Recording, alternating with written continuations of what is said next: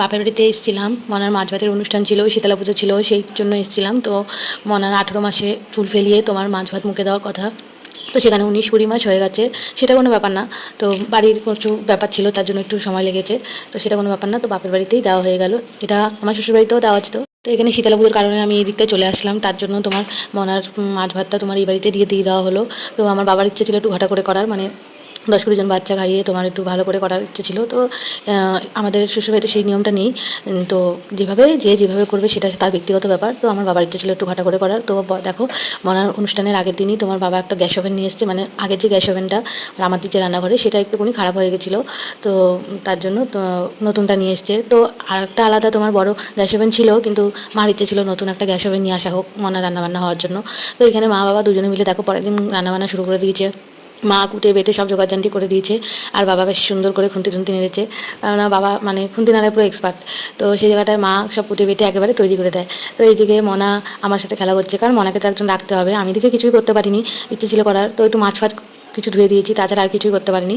তো মনা এদিকে আমার সাথে খেলা করছে, মনাকে আমি সামলাচ্ছি, খাওয়াচ্ছি, স্নান করাচ্ছি, আমি মনাকেই করছি। তারপরে নাপিত এসেছিলো, নাপিত নাপিত ওখানে ধরলাম ওকে।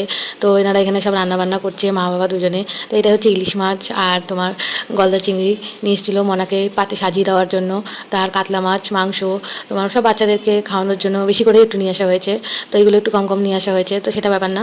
তো মনাকে সাজিয়ে দেওয়ার জন্য গরমের মধ্যে বেশি পদ রান্না করা হয়নি। তো এরকম মাছ, মাংস, তোমার গলদা চিংড়ি আর তোমার ইলিশ মাছ, চাটনি, পাঁপড়, মোটামুটি রান্না হবে না হবে না 2-1 পদে ছেড়ে দেবে, তার মধ্যে অনেক কিছুই রান্না হয়েছে।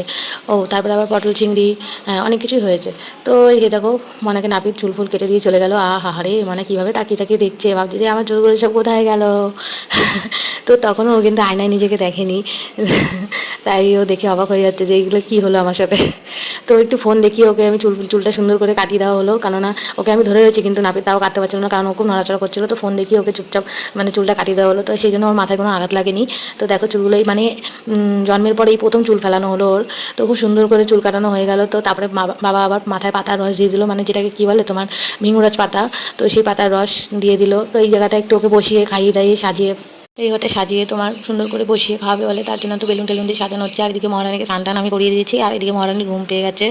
আর কি বলবো, তো এদিকে তো ঘুমিয়ে পড়েছে, আর এদিকে তো বাচ্চা কাচ্চা সবাই মানে যাদেরকে বলা হয়েছিল তারা তো সব খেতেও চলে এসছে। তো ওদিকে ঘুমাচ্ছে, ওকে তো ওর খাবারটা না এই যে এরকমভাবে সুন্দর করে পরিবেশন করে ওরটা আগে তুলে রেখে সাজিয়ে রেখেছিলাম। তো কারণ ও ঘুম থেকে উঠবে যখন ওকে সাজিয়ে দেওয়া হবে, কারণ ওকে যদি সবে ঘুমিয়েছে ওকে যদি তোলা হয় তখন তো মানে মাথা গরম হয়ে যাবে ব্যাস। তো যাই হোক, ও ঘুম থেকে উঠলো পরে 2টোর সময়, তারপরে তার আগে বাচ্চা কাচ্চা সব চলে এসছে, তো ওদেরকে খেতে দেওয়া মোটামুটি স্টার্ট হয়ে গেছিলো। তো ওকে পরে সাজিয়ে গুজিয়ে দেওয়া হলো, কারণ ও ঘুমিয়ে পড়েছিল, কী করবো আর, সকাল থেকে অনেক সকালে উঠেছিল, ঘুমানো হয়নি। তো যাই হোক, এরকম সাজিয়ে গুজিয়ে দেওয়া হয়েছে, খুব সুন্দর করে সাজানো হয়েছে। আমি সাজিয়েছি কিন্তু সব নিজের হাতে করে, নিজের মেয়ের খাওয়া দাওয়া, ফুল দিয়ে সাজানো সব নিজের হাতে করে সাজিয়েছি। তো এই দেখো মনা ঘুম থেকে উঠে পড়েছে, আর ওকে সবার মাঝখানে বসিয়ে দেওয়া হয়েছে। এরকম সবাই খেতে বসেছে, ও কিন্তু তখন খায়ও নি কিন্তু, ঠিক আছে, ওটা সাজানো হয়নি, ওটা পরে সাজানো হয়েছে। এদের হয়ে গেছিলো তো তারপরে ওটা সাজানো হয়েছিল। তাই তো ওকে একটা মিষ্টি খাইয়ে দিয়েছিলাম অবশ্য, মিষ্টি খাইয়ে একটু জল খাইয়ে দিয়েছিলাম, কারণ অতক্ষণ তো না খেয়ে থাকাটা একটু সাজাতেও সময় লাগবে। তো দুটো মিষ্টি খাইয়ে দিয়েছিলাম।